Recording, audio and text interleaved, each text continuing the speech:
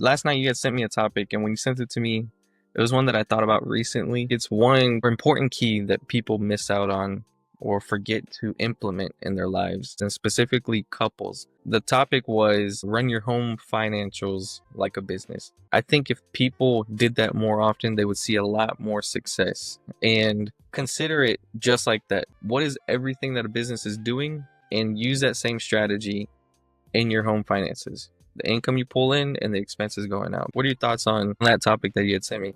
All right, first off, timeout. You got me over here looking like Wolverine and you ain't said nothing. I'm over here looking bad. Man, see, if you got friends like these, why you need them, right?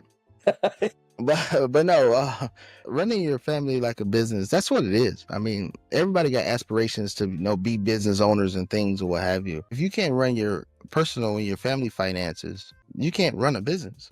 I mean, like we just talked about in the previous video about me when I bought the strip mall. The guy admitted that his personal financial situation was in a wreck. And then it made sense why his professional business acumen was terrible. That's why he couldn't do any repairs or rehabs or anything on the commercial building, because he couldn't even get his financial house in order. If you look at your personal finances like a business, then all the answers should be prevailed. Everybody know businesses need revenue. That's your income from your job. Everybody know expenses is something, and your revenue has to be higher than expenses. Or if your revenue is not higher than expenses, you need to lower your expenses. If that's i.e. cutting an employee, of course you can't get rid of your kids or yourself, but you got to cut expenses like utilities. You got to cut, maybe you got to downsize on a home. Maybe you got to find a place to rent and sell your home, like I did. I did it. I went from a 3,000 square foot house to a 600 square foot apartment to save from $1,400 a month for the house to $600 a month to the apartment, to save that $800. So that's what you got to do. And then, of course, when you in a business, you got to find the ways to produce more revenue. I don't know if it's add-on things. I don't know if it's acquiring other businesses or whatever, how you ever decide to add on more revenue to the business, but that's the same thing you do got to do in your personal finances. You got to find ways to get raises, study more. Maybe you got to go pick up a school or trade to pick up a side hustle, sell arbitrage, do stuff online, maybe set up a counseling service, maybe set up a tutoring service to bring more revenue into the household. But the family dynamic is just like a business. So if you want to be a potential business owner in the future, make sure you start running your personal finances like a business to get the acumen to see what's needed to make that happen. Yeah, and those are the points that I wanted to point out too. Like, look at all the expenses that you have, and just like a company would, they would cut unnecessary costs, wasteful spending, things like that. Get those costs in your life down, whether it be credit card debt, whether it's your car payments and stuff like that. The less expenses you have, the more revenue that you can keep. Make more money, find ways to make more money. And I think that's where investing comes into a great play, is that, you can start to allocate the income that you're making into a vehicle that will help you guys, help you along the path. How you make the analogy of dollars are like employees, or they're like kids or whatever, right? They go and they make more, So you want to utilize it like that. If it's just you two working together, you're going to need more manpower. I mean, in a business, luckily, companies have thousands of employees, hundreds of employees, whatever.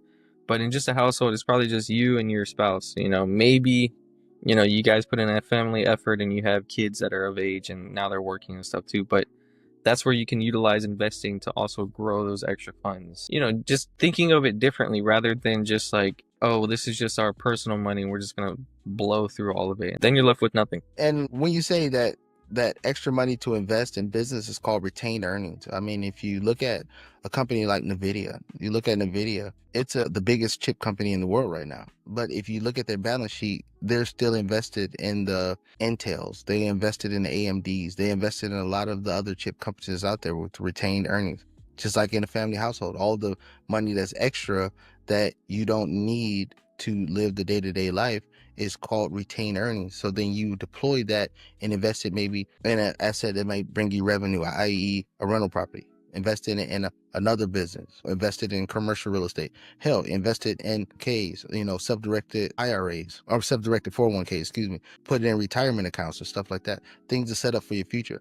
How about this one for a crazy one? Take the retained earnings or take your savings and then set up fixed term limit life insurance on the members of your house in case something do happen. That catastrophic event will happen eventually, to make sure that the rest of the family is taken care of. Not these old little rinky dink $5,000-$10,000 life insurance plan just enough to get you buried, but enough money to, make sure the family is set up later in life. I mean, it may be a little different. I mean, the last time I quoted and looked at it, you can get $1 million 30-year fix for about 150 a month for 30 years, $1 million life insurance policy. So those are the things and avenues you got to do, because of course in business you got key man insurance. So like Alex, me and you in business, we running, multi-million-dollar corporation, we got life insurance on each other. So if something happened to you, then okay, now is money coming to me to replace the aspects and avenues that you do. And that's the same thing with the husband and wife. Is I know for sure if something happened to my wife, I'm gonna need like $2 trillion to replace all the stuff that she do. I ain't gonna lie, too, because I don't be trying to do nothing. You know what I mean? So that's how much it'll cost for me to replace everything that she does. And hell no, I'm not looking for no another wife. We built it, and I ain't sharing it with no damn body else. I'm mad I gotta share it with the kids, but I ain't gonna be here that long. But that's the avenue and the mindset that it goes with, and that's what it takes. Again, if you don't run your household like a business, don't even think about jumping out there and trying to run a business, because if you can't control your personal finances, you damn sure ain't gonna control your business finances. And we see it all the time. We see people say, "Oh yeah, I own a business." Okay, where's the money at? Well, I just take all the extra money and then I just spend it. I see people open up an LLC, open up a storefront. 3 weeks later, they out on vacation. Wait, what the hell? Where they do that? This thing ain't building enough revenue for you to be out on vacation, but people just want to, say I have a house or I have a business, but they don't want to put the work in it, make it proficient. So you don't have to sit there and worry about it.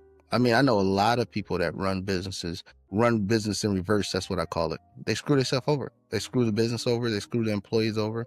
And people don't look at it as, you as a business owner or you as a mom and dad, you have a fiduciary duty to take care of the people that you employ. You have a fiduciary duty to make sure that everybody is straight before you. And that's the thing that I see a lot of business owners not doing. But you go and look at their family dynamic. Oh, no, I do all the work. I get to do what I want to do first. But I see business owners, they'll pay themselves first and then they shorten their employees on payroll. You don't do that. But people do that in real life. They get their paycheck, they go party, club, whatever, and then I'm late on the rent. So you're not even guaranteeing your family's future to even have housing and shelter, so you can just do what you want to do. But you go to their business, you look at their business side of it, they run their business the same or worse than that. Exactly. With that said, though, guys, if you have any questions or comments on maybe how this works or how you can do it, we can make a follow-up video explaining more in depth. If you guys have any questions specifically, don't forget to like this video, share, subscribe, and we'll see you guys on the next one.